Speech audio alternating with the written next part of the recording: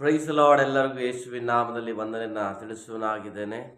ಇವತ್ತು ಸ್ವಲ್ಪ ಹೊತ್ತು ದೇವರ ವಾಕ್ಯವನ್ನು ಧ್ಯಾನಿಸುವುದಕ್ಕಾಗಿ ಹೋಗುವ. ಕೀರ್ತನೆಗಳು 119 ಅದರ 28ನೇ ವಾಕ್ಯ ಈ ರೀತಿಯಾಗಿ ಹೇಳ್ತದೆ: ಮನೋವ್ಯಥೆಯಿಂದ ಕಣ್ಣೀರು ಸುರಿಸುತ್ತೇನೆ, ನಿನ್ನ ವಾಗ್ದಾನಕ್ಕನುಸಾರವಾಗಿ ನನ್ನನ್ನು ಬಲಪಡಿಸು.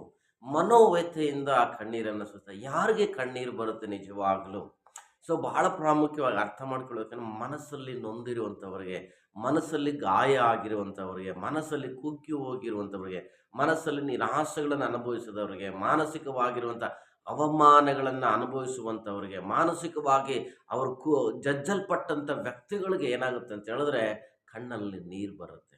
ಸೊ ದೇವರ ವಾಕ್ಯ ಬಹಳ ಚೆನ್ನಾಗಿ ಹೇಳ್ತೇನೆ ಅಂತ ಹೇಳಿದ್ರೆ, ನಾನು ಮನೋವ್ಯಥೆಯಿಂದ ಕಣ್ಣೀರು ಸುರಿಸುತ್ತೇನೆ. ನಿನ್ನ ಮನೋವ್ಯಥೆಯಿಂದ ನೀನು ಕಣ್ಣೀರನ್ನು ಸುರಿಸ್ತಾ ಇದೆಯಾ? ನಿನ್ನ ಮನಸ್ಸನ್ನು ಯಾರು ಅರ್ಥ ಮಾಡ್ಕೊಳ್ಳೋಕ್ಕಾಗುತ್ತಾ ಇಲ್ಲ. ನೀನು ಹಾದು ಹೋಗುತ್ತಿರುವಂಥ ದುಃಖ, ನೀನು ಹಾದು ಹೋಗುತ್ತಿರುವಂಥ ಪರಿಸ್ಥಿತಿ, ನೀನು ಹಾದು ಹೋಗುತ್ತಿರುವಂಥ ಸನ್ನಿವೇಶ, ಈ ಭೂಮಿ ಮೇಲೆ ನಿನ್ನನ್ನು ಅರ್ಥ ಮಾಡಿಕೊಳ್ಳುವಂಥವರು ಯಾರಿಲ್ಲ.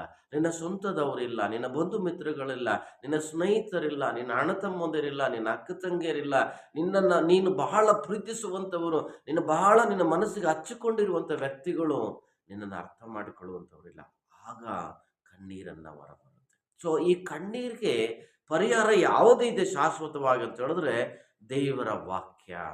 ಆ ದೇವರ ವಾಕ್ಯ ನಿನ್ನನ್ನು ಬಲಪಡಿಸ್ತದೆ. ನಿನ್ನ ಕಣ್ಣೀರು ಬರುವ ಪ್ರತಿ ಸ್ಥಳಗಳಲ್ಲಿ, ನಿನ್ನ ಕಣ್ಣೀರು ಹಾಕುವ ಪ್ರತಿ ವಿಷಯಗಳಲ್ಲಿ ಯಾವುದಾದ್ರೂ ಒಂದು ವ್ಯಕ್ತಿ ನಿನ್ನನ್ನು ಆ ಕಣ್ಣೀರನ್ನು ಒರೆಸುವುದಕ್ಕೆ ಶಾಶ್ವತವಾಗಿ ಸಾಧ್ಯವಾಗಿದ್ದಾನೆ ಅಂತ ಹೇಳಿದ್ರೆ ಅದು ಯೇಸು ಕ್ರಿಸ್ತನ ವಾಕ್ಯ ಅಥವಾ ಯೇಸು ಕ್ರಿಸ್ತನು ಆಗಿದ್ದಾನೆ.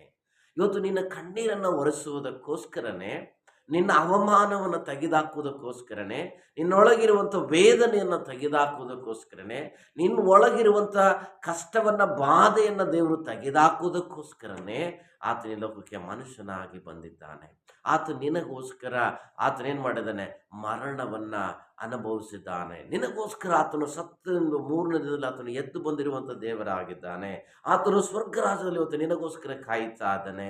ಯಾಕೆ ಅಂತ ಹೇಳಿದ್ರೆ, ನಿನಗೆ ಶಾಶ್ವತವಾದ ಸಮಾಧಾನವನ್ನು ಕೊಡುವುದಕ್ಕಾಗಿ, ಶಾಶ್ವತವಾಗಿರುವಂಥ ಒಂದು ನೆಮ್ಮದಿಯ ಜೀವನವನ್ನು ನೀನು ಕೊಡುವುದಕ್ಕಾಗಿ ಯೇಸು ಕ್ರಿಸ್ತನು ಕಾಯ್ತಾ ಇದ್ದಾನೆ. ಮಗನೇ, ಮಗಳೇ, ಇವತ್ತು ಲೋಕ ನಿನ್ನನ್ನು ಕಣ್ಣೀರಿಡಿಸ್ತಾ ಇರ್ಬೋದು, ಲೋಕದ ಜನರು ನಿನ್ನನ್ನು ಕಣ್ಣೀರಿಗೆ ಒಳಪಡಿಸ್ತಾ ಇರ್ಬೋದು, ಅಥವಾ ಸ್ಥಿತಿಗತಿಗಳು ನಿನಗೆ ಕಣ್ಣೀರುಗಳಿಗೆ ಒಳಪಡಿಸ್ತಾ ಇರ್ಬೋದು. ಆದರೆ ಒಂದು ಮಾತ್ರ ಸತ್ಯ ಏನಂತ ಹೇಳಿದ್ರೆ, ನಿನ್ನ ಕಣ್ಣೀರನ್ನು ಒರೆಸುವುದಕ್ಕಾಗಿ ಈ ಲೋಕವನ್ನು ಸೃಷ್ಟಿ ಮಾಡಿದ ಸೃಷ್ಟಿಕರ್ತನಾದ ಯೇಸು ಕ್ರಿಸ್ತನು ಸಿದ್ಧವಾಗಿದ್ದಾನೆ. ನಿನ್ನ ಸಂಪೂರ್ಣವಾದ ವ್ಯಥೆಯನ್ನು ತೆಗೆದುಹಾಕುವುದಕ್ಕಾಗಿ, ನಿನ್ನ ಸಂಪೂರ್ಣವಾಗಿರುವಂಥ ವೇದನೆಯನ್ನು ತೆಗೆದುಹಾಕುವುದಕ್ಕಾಗಿ ಯೇಸು ಕ್ರಿಸ್ತನು ಸಿದ್ಧವಾಗಿದೆ. ನಂಬಿದ್ರೆ ಖಂಡಿತ ನಿನ್ನ ಜೀವನದಲ್ಲಿ ಅದ್ಭುತ